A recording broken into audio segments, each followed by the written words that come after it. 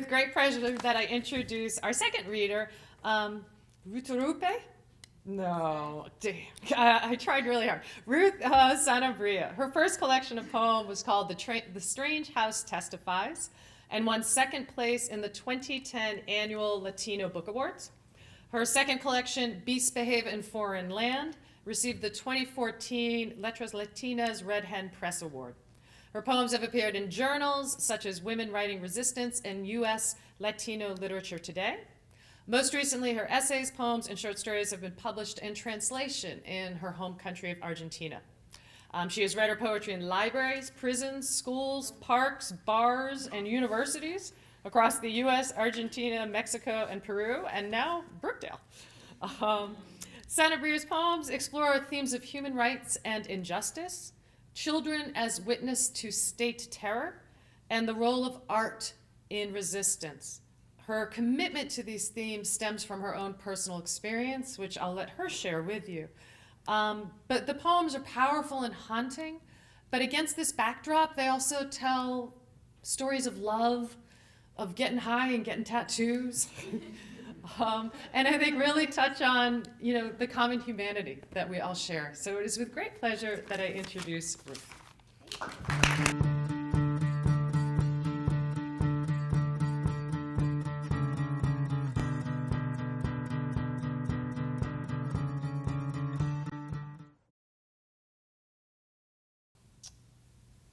I'm going to begin. So ghost fishing, eco poetry. So a lot of my writing does kind of speak to like what I care about and activism. And I don't want to talk too much because I ramble. I'm not as like good. Like I was talking about it with the students today. Like I need to stay on like script, and I need to have. I can't ramble. I can't do this to myself. So I'm gonna put a timer on, and we're gonna do this. So I'm gonna start actually not by reading my poetry, but by reading poems of two writers that really influenced my work. And I like to do this. I like it when poets do this at poetry readings because I feel like I don't just. It's not like my work emerges out of like my own genius. Like I really am just part of a history of writers in the United States and in the Americas, so in the world. So I like to bring who influenced me, who still speaks through to me in my writing. And so I'm going to start with Focus in Real Time by June Jordan. A bowl of rice, as food, as politics or metaphor, as something valuable and good, or something common to consume, exploit, ignore.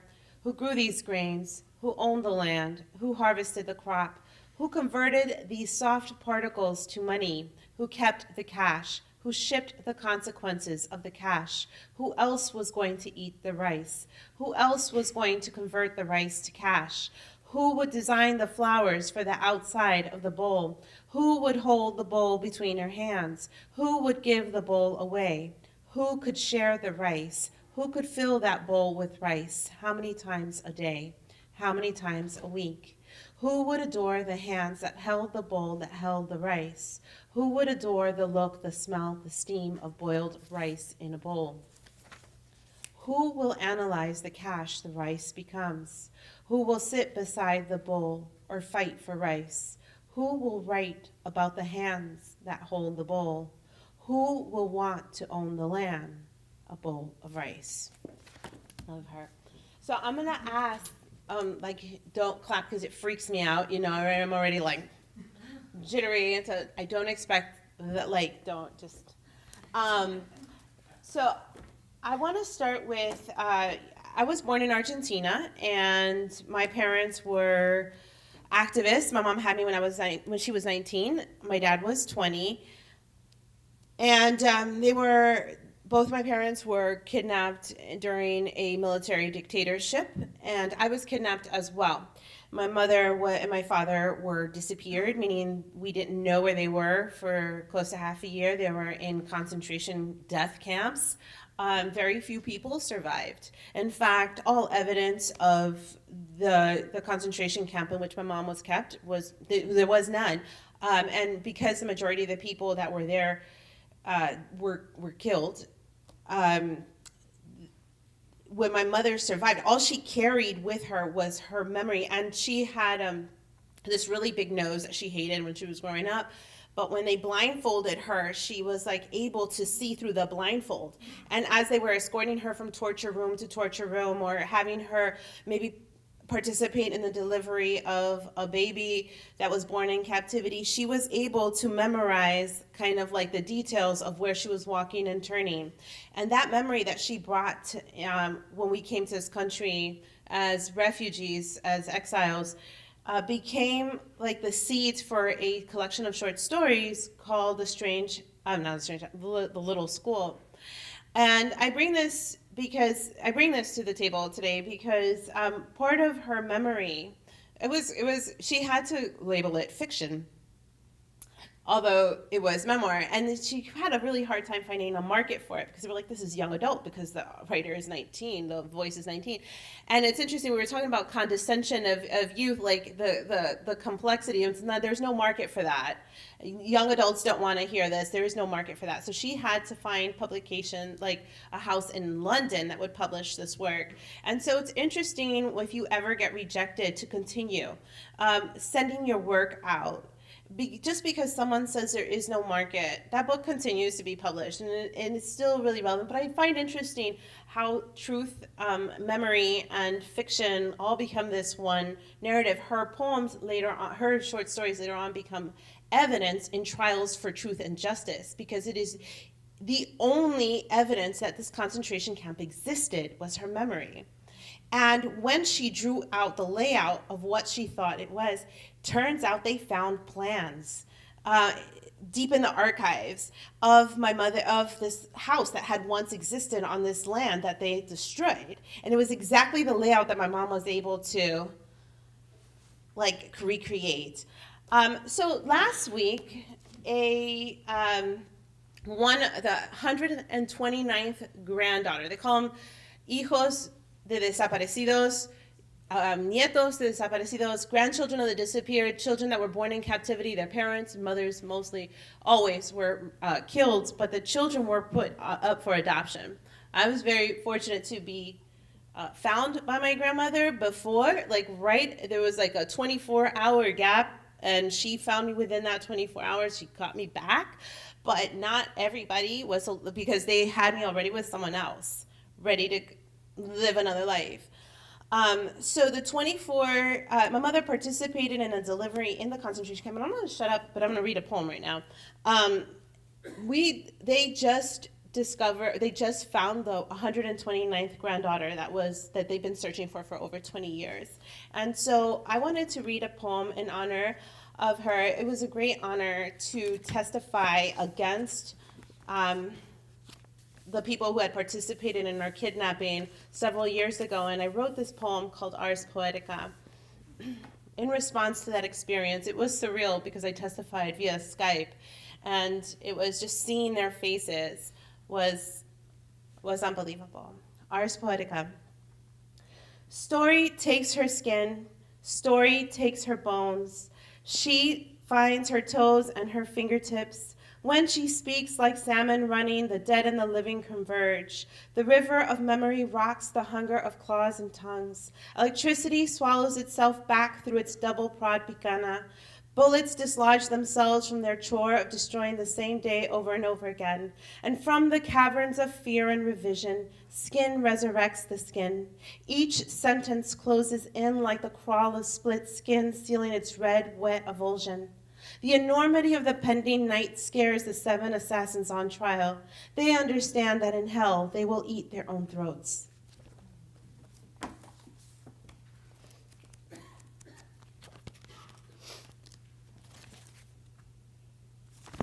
Portrait of a Father, Bahia Blanca, 77. Hair on chin, on fingers, on chest, on legs, on wrists, on arms, on which I rest. Smile that opens to eat 10 toes or blow umbilical horns and laugh. Chenu man of helping hands, diaper, food, and milk. Smell of soap, of sweat, of books, of mate, wine, and cigarettes. Sweet night song and deep, sad voice. Duerme, duerme, negrita. Arms to be hushed and held in. 8 brick doors with boots and guns, so shelves and drawers and tables on floor, steel books and pictures and papers and poems in my mind. Run and run in my mind. I no more, and one word crawls and looks, papa. Blindfold and number. No air, no light. Interrogate and break. No air, no light. Slap and suffocate. No air, no light. Electrocute and rape. No air, no light. Chain and castrate. No air, no light. Shoot and sedate. No air, no light. Kill and negate. No air, no light. What happened to the fathers who were disappeared? What happened to the children? What happened to the mothers? Why don't the men speak of these things? Tell me, survivor, how does it feel to survive? How many endings can I imagine for the poets, the high school student, the babies that are all disappeared? Why bring back the past? Why name these things? Why do you want to know? I have a puzzle missing one piece. I have a piece to a puzzle I can't fix. Papa? And I think I'm going to take it to the United States when we are here, refugees in exile. Geometry. Before my mother runs away with my father's housemate on a Greyhound, leaving me behind, this time voluntarily, but to her credit, temporarily. She will host parties where wine will agree to forever follow solitude in this and that one's vessel, where blue bell-bottoms will hustle and for old times twist, and I will ignore the dancers and stand on a chair before a night-fevered window, drawing slow, unstable circles. Take it to D.C. I grew up in Washington, D.C., and in a neighborhood called Mount Pleasant. Nobody from D.C.? Nobody? Okay. So it was like the murder capital of the nation at that time. And so we had these like strategies for survival, which were crazy. There was also a huge crack epidemic, and so it was pretty intense. After school, I scurry to some safe part of wall when floodlights come, and they come like a man certain small things in his house eat his private bread. I am the floodlights cockroach. I can die on contact. I scurry off the bus, down the street, up the stairs after 3, and into the tub made of steel, safer than windows for scrawling basic math. 1 day plus 1 day plus 1. So we were instructed to, after school, if there were shootouts, to hide in our bathtubs, because the bullets could go through windows but not through steel tubs. And so that was actually one of the strategies for doing your homework in tubs if you were in a situation. El bus 42. Mornings from September to June. Okay, so this is like the bus I used to take to school. So that's el bus 42. Mornings from September to June, we walked like badass bulldozers to the back of the bus. Far from our mothers, the word was did it or fucked. The word was bitch, ho, my man bought me that thing you want. Word, who kept count of the homemade things that left our wombs sucked dry or dead?